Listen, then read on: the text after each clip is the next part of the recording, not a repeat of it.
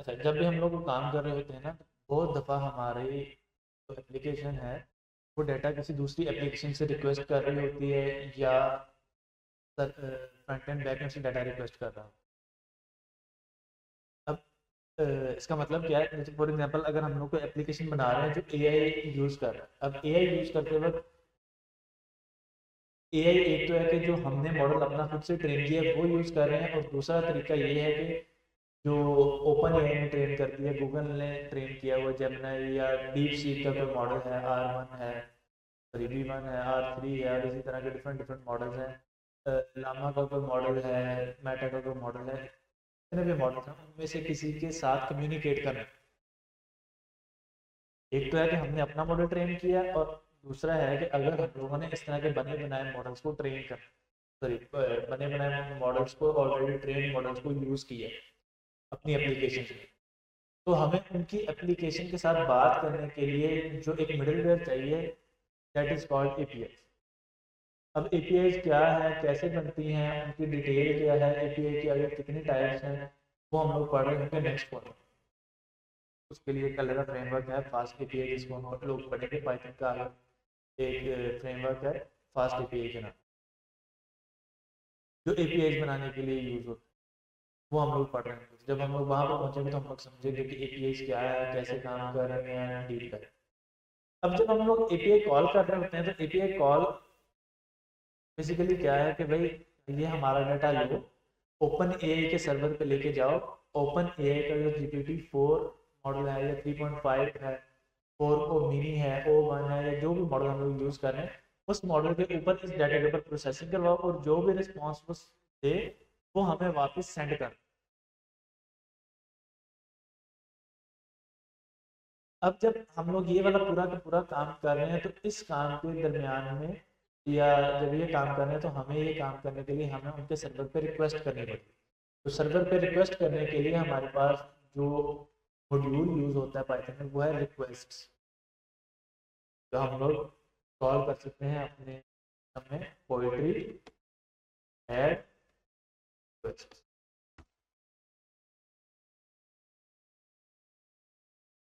क्योंकि मेरे पास already install था, तो उसने कहा कि नथिंग टू ऐड, और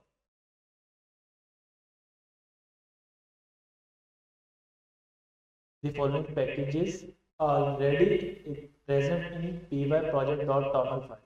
अब अगर किसी का नहीं है तो वो उसको इंस्टॉल कर दें। अच्छा जी। अब चूंकि अभी के लिए हम लोग कोई जीपीटी वगैरह के साथ या इस तरह के डिफरेंट एलएलएम्स के साथ प्ले करें, तो मैंने एक सिंपल एपीआई,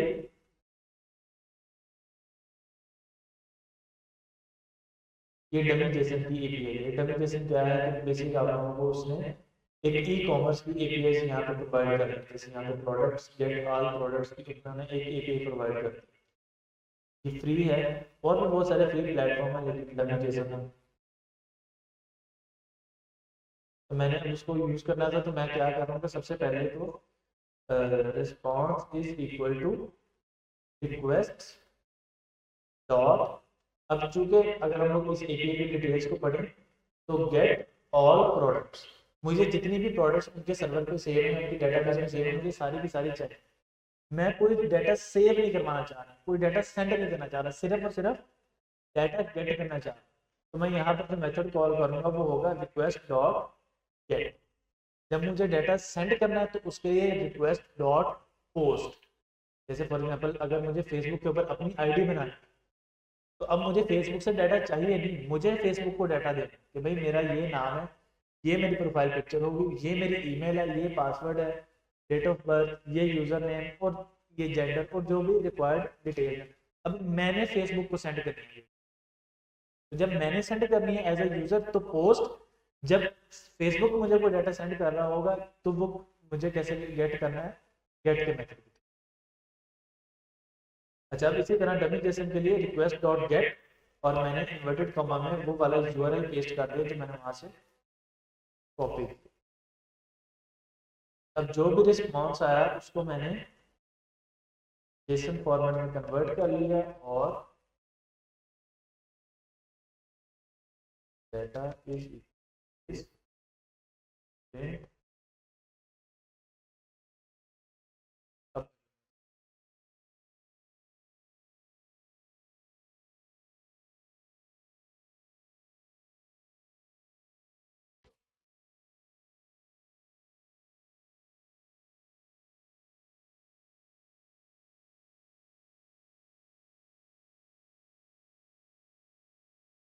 तो ये डाटा काफ़ी ज़्यादा है।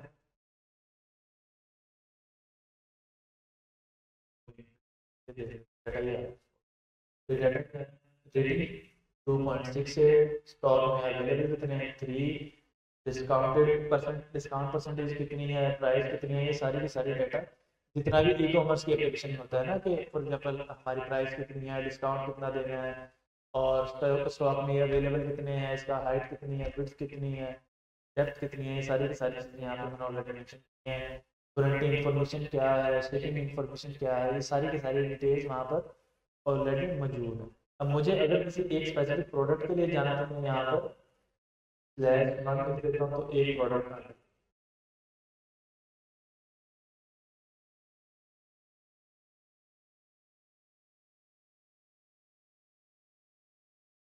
अब ये एक प्रोडक्ट का डाटा है, उसकी आईडी, टाइटल, एसेंस, मस्कारा, लैश, सेंसर और डिस्क्रिप्शन आ गई।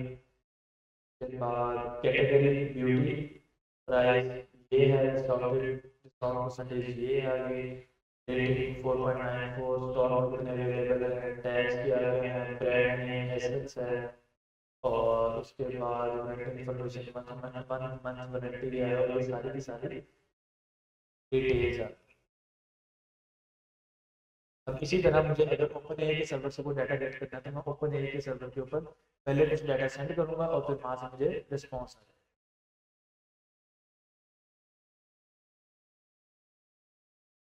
यहाँ पे बहुत सारे एपीआई हैं जो हम लोग मल्टीपल कॉल कर सकते हैं, जैसे गेट का सिंगल प्रोडक्ट वाली जो मैंने अभी कॉल की है, एक प्रोडक्ट का सारा डाटा आ जाएगा। फिर हम लोग सर्च कर सकते हैं कि भाई जो फ़ोन से रिलेटेड चीज़ें, जैसे अभी तो आया ना मस्कारा, अगर मुझे फ़ोन से रिलेटेड चीज़ें चाहिए तो मैं वहाँ पे क्वेरी लगा के फ़ोन सर्च कर रहा हूँ, और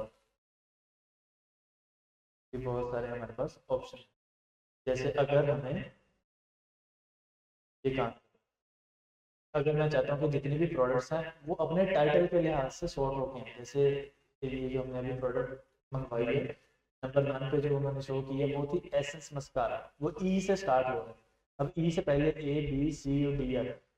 अब अगर A B C D 4 characters कोई और स्टार्ट हो रहे हैं तो वो सॉर्ट, इसका मतलब है कि डाटा सॉर्ट फॉर्मेट में नहीं है।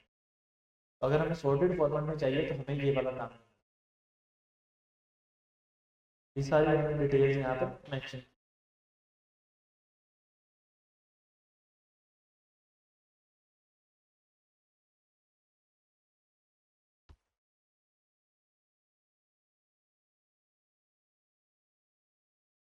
अच्छा, ये Jason place holder B free API. अब ये एपीआई वो है जिसको मुझे डाटा देना है। कौन सा डाटा देना है? Title, body, user I. अब ये बाय डिफॉल्ट जो उनकी डॉक्यूमेंटेशन पर मेंशन है ऑलरेडी।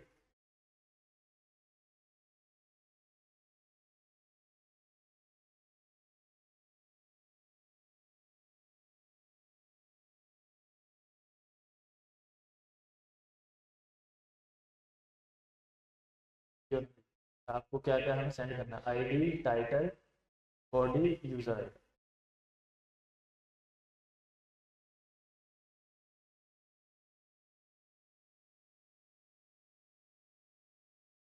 अच्छा, अब ये उन्होंने मेंशन किया हुआ है कि अगर आप इस वाले यूआरएल के ऊपर, अच्छा सबसे पहले मैं आपको थोड़ा समझाता हूँ कि उन्होंने फेच का मेथड यूज किया। ये मेथड यूज होता है जावास्क्रिप्ट प्रोग्रामिंग लैंग्वेज में, क्योंकि अब हम लोग वो नहीं पढ़ रहे तो हम लोग अपना रिक्वेस्ट डॉट गेट या पोस्ट वाला मेथड यूज कर रहे होंगे, इसलिए मैं अभी इसको स्किप कर रहा हूँ। तो ये सबसे पहले उन्होंने बता दिया कि भाई इस यूआरएल के ऊपर आपने हिट करनी है अपनी एपी। कर लेता हूँ, मैंने ये वाला यूआरएल कॉपी किया और यहाँ पर भी मैं स्टोर करवा सकता हूँ किसी एक वेरिएबल में, या मैं डायरेक्ट भी यहाँ पर लिख सकता हूँ इस यूआरएल की जगह। अच्छा, फिर अब क्योंकि उन्होंने कहा कि भाई इसका मेथड लिखोगे पोस्ट, तो आप पोस्ट वाले फॉर्मेट में चले जाओगे। पोस्ट का फॉर्मेट क्या है कि यूजर डाटा सेंड कर रहा है सर्वर। पहले क्या था कि हम लोग रिक्वेस्ट करते थे, सर्वर से सारा डाटा आ जाता, तो हम लोग डाटा गेट कर रहे थे। अब हम लोग डाटा सेंड कर रहे हैं तो पोस्ट का मेथड, पोस्ट के मेथड में हम लोगों ने लिख लिया रिक्वेस्ट डॉट पोस्ट, इस यूआरएल पे जाके पोस्ट करनी है, और जेसन फॉर्मेट में data.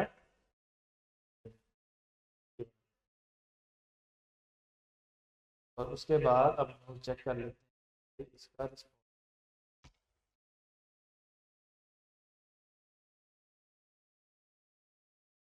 Successfully created title Python sync API, title Python sync API, body synchronous API call example, API call example, user ID 1, user ID 1, ID 101।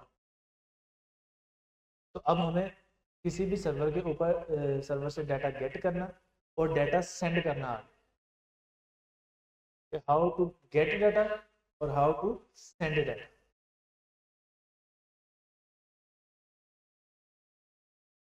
जी जी, मैं आपका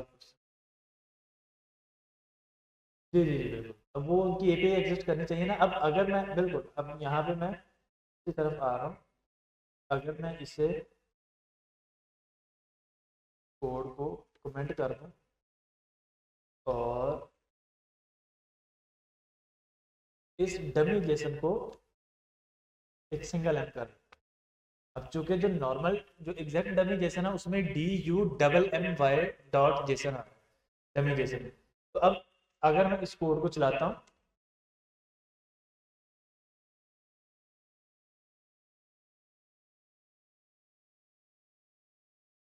तो मेरी एप्लीकेशन फॉल्स सिनेरियो में मूव कर गई। अब मुझे इस चीज़ से बचना है। हम लोग तो नहीं चाहते ना कि भाई हमारे अगर एप्लीकेशन पे ऐसे एरर आने लग जाए तो काम खराब। इसका मतलब है कि भाई मुझे एरर दिखाना है, लेकिन एरर अपने अंदाज में दिखाना चाहता हूँ। जैसे फॉर एग्जांपल अगर हम लोग कहें कि इनकरेक्ट ईमेल और इनकरेक्ट पासवर्ड, और वो इस तरह से एरर शो करते हैं आपको स्क्रीन पे, वो एप्लीकेशन हम लोग नहीं यूज़ करते क्योंकि उसके ऊपर बड़ा ये पॉपअप आ जाता है, या कुछ एप्लीकेशंस की इनपुट बार के ऊपर वो एक रेड बॉर्डर दे देते हैं, या टॉप पे लिख देते हैं इनकरेक्ट ईमेल और पासवर्ड। बहुत सारे ऑप्शन और भी मौजूद हैं। तो अब अगर हम लोग वही काम यहाँ पे करना चाह रहे हैं तो हमें एक स्टेटमेंट मिलती है ट्राई,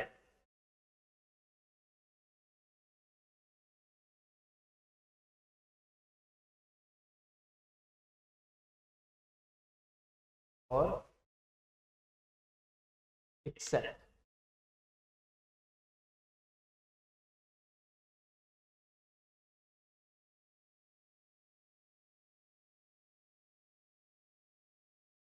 ट्राई और एक्सेप्ट स्टेटमेंट क्या करती है कि बेसिकली वो ट्राई करते हैं, अगर कहीं एरर आ जाएगा तो वो एक्सेप्ट वाला ब्लॉक ऑटोमेटिकली चला। बेसिकली ये एक खास तरह की इफ एल्स कंडीशन है जो ऑटोमेटिकली गेट करती है, ये चेक करती है कि एरर आया है या नहीं आया। अगर एरर आया तो एक्सेप्ट वाला ब्लॉक चलेगा, अदरवाइज ट्राई वाला ब्लॉक चलेगा। इफ एल्स में हमें खुद से कंडीशन बतानी पड़ती थी कि ये कंडीशन। ट्राई एक्सेप्ट एक खास तरह की इफ एल्स है जिसके अंदर ऑलरेडी डिफाइंड है कि कौन सी टाइम पे हमने ये वाला कोड चला रहा है, कौन से टाइम पे ये वाला ब्लॉक चला, ये ऑटोमेटिकली डिटेक्ट कर लेते हैं। अभी ऑटोमेटिकली कैसे डिटेक्ट करता है उसके पीछे एक पूरी की पूरी साइंस है जिसे हम लोग स्टेटस कोड्स बोलते हैं। वो भी मैं आपको कोड और अच्छा एक्सेप्शन बाय डिफॉल्ट ये एक पैरामीटर एक्सेप्ट करता है एक्सेप्शन के नाम से एज ई।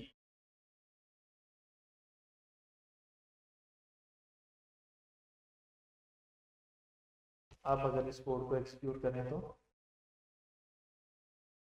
अब भी एरर तो आ रहा है, लेकिन एरर की डिटेल ये आ रही है कि भाई होस्ट डमी जेसन और ये max retries exceeded with URL this caused by so on so on। End पे मैंने डिटेल बता दी fail to resolve dummy JSON, तो भाई हमें डमी जेसन मिला ही नहीं।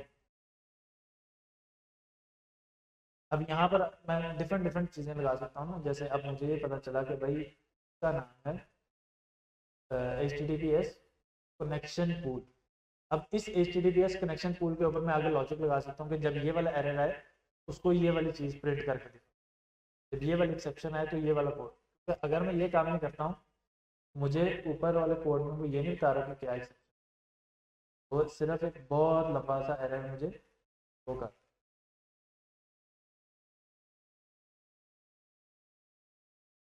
Track back connection self socket, ये सॉकेट, ये वाला कोड तो हमने नहीं किया। तो अब इन चीज़ों से बचने के लिए जो हमारे पास कमांड है वो है ट्राई एक्सेप्ट। अब ट्राई एक्सेप्ट क्या करती है कि ट्राई करता है कि कोड से या जहाँ पर भी सर्वर है, जिस भी एप्लीकेशन को हम लोग कॉल कर रहे हैं वहाँ से डाटा आ जाए। लेकिन अगर किसी भी वजह से नहीं आता, अब वो कौन कौन सी वजह हो सकती है, हमने यूआरएल गलत पास कर दिया, सर्वर डाउन। सर्वर डाउन का मतलब जैसे हमारी बोर्ड का इंटरमीडिएट का रिजल्ट आता है तो उनकी अक्सर वेबसाइट रिजल्ट वाले दिन डाउन हो जाती है, खुद नहीं चलती है, एरर आता जाता है बार बार। जिनकी चल रही है उनकी चल रही है लेकिन बहुत कम लोगों की चलती है, तो वो एरर आ सकता है कि भाई सर्वर जहाँ पे चल रहा है वहाँ पर सर्वर डाउन। सर्वर डाउन का मतलब क्या है, मैं आसान अल्फाज में हम लोगों को थोड़ा सा बता दूँ। जैसे अगर मैं व्हाट्सएप एप्लीकेशन यूज़ कर रहा हूँ, अब व्हाट्सएप एप्लीकेशन यूज़ करते हुए वो कुछ ना कुछ मेरे लैपटॉप की रैम इस्तेमाल कर रहा है, कुछ ना कुछ लैपटॉप की हार्ड यूज़ कर रहा है, इसी तरह फ़ोन की भी। अब वो मिनिमम लेट से 1 GB स्टोरेज यूज़ कर रहा है और ½ GB रैम यूज़ कर रहा है। अब अगर 500 बंदे व्हाट्सएप यूज़ कर रहे हैं तो 500 GB हार्ड और तकरीबन 250 GB रैम रिक्वायर्ड है। और यही काम अगर हम लोग व्हाट्सएप वेब पे करें, व्हाट्सएप वेब का मतलब है कि वो सर्वर पे यूज़ हो, जैसे गूगल को लैब क्या था कि गूगल के सर्वर इस्तेमाल हो, व्हाट्सएप वेब क्या है कि हम मेटा के सर्वर इस्तेमाल कर अपनी ये सारी की सारी प्रोसेसिंग कर। इसी तरह बोर्ड के रिजल्ट में क्या है कि हम लोग बोर्ड वालों का सर्वर इस्तेमाल कर रहे होते हैं सारा डाटा गेट करने के लिए। तो जैसे अब 500 GB हमें अगर 500 बंदा यूज कर रहा है व्हाट्सएप तो 500 GB हार्ड 250 GB रैम चाहिए। ये रैम कहाँ पे चाहिए, फेसबुक वालों को चाहिए कि वो ऐसा सर्वर बनाए ताकि 500 बंदे यूज कर सके। इसी तरह बोर्ड वालों ने भी एक सर्वर बनाया हुआ है जिसके ऊपर एक लिमिटेड अमाउंट ऑफ कंज्यूमर्स आ सकते हैं, जब उससे बढ़ते हैं वो सर्वर डाउन हो जाता है। फिर दूसरी मसला ये हो सकता है कि जहाँ पर सर्वर पड़ा है वहाँ इंटरनेट बंद हो, क्योंकि अगर फॉर एग्जांपल हम लोग ब्लूटूथ हेडफोन्स के साथ म्यूजिक सुन रहे हैं, अगर मेरे फ़ोन का ब्लूटूथ ऑफ हो जाए तब भी वो डिस्कनेक्ट हो जाएंगे, और अगर हेडफोन का ब्लूटूथ ऑफ हो जाए तब भी डिस्कनेक्ट हो जाए। तो दोनों तरफ इसी तरह वाईफाई भी ऑन होना चाहिए जैसे यहाँ पे ब्लूटूथ ऑन। अगर सर्वर का वाईफाई या सर्वर का इंटरनेट बंद हो गया तब भी प्रॉब्लम है, अगर हमारा इंटरनेट बंद हो गया तब भी प्रॉब्लम। तो इसी तरह बहुत सारे और मसले मसाइल आ सकते हैं।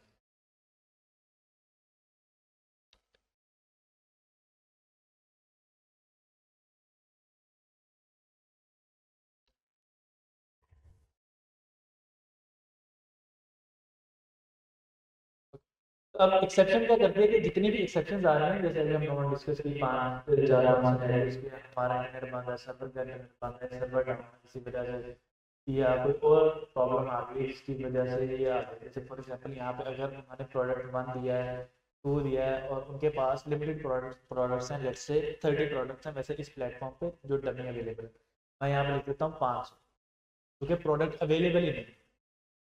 जब प्रोडक्ट अवेलेबल ही नहीं है तो एरर आएगा, जब एरर आएगा तो वो फिर हमें इस एक्सेप्शन में मिल जाएगा। इसी तरह कुछ एप्लीकेशन हैं जो लिखती हैं लॉगिन और रजिस्टर, कुछ हैं जो लिखती हैं साइन इन साइन अप। हम लोग हर एप्लीकेशन पे जाके लॉगिन नहीं लिख सकते कि जी स्लैश लॉगिन पे इसका लॉगिन वाला पेज आ जाएगा। कुछ एप्लीकेशन के ऊपर साइन इन पे आ, कुछ के ऊपर लॉगिन के आ। वैसे ये स्टैंडर्ड है कि अगर हम लोग लॉगिन लिख रहे हैं तो साथ रजिस्टर होगा, और अगर साइन इन लिख रहे हैं तो साथ में साइन अप होगा। ये जब हम लोग आगे जाके एप्लीकेशन बना रहे होंगे ना फुल फ्लेज, कि अब हमने जब एजेंट्स बनाने हैं जो हमारे ओपन एआई की एपीएस को कॉल कर रहे हैं, गूगल जेमिनी की एपीएस को कॉल कर रहे हैं, या रैग है या इस तरह के डिफरेंट एलएलएम से कम्युनिकेट कर रहे हैं, तब हम लोग एपीएस के साथ ज़्यादा वर्क कर रहे हैं। लेकिन हमें आइडिया होना चाहिए कि बेसिक बेसिक है क्लियर है। तब आप कर रहे हैं क्या क्या है।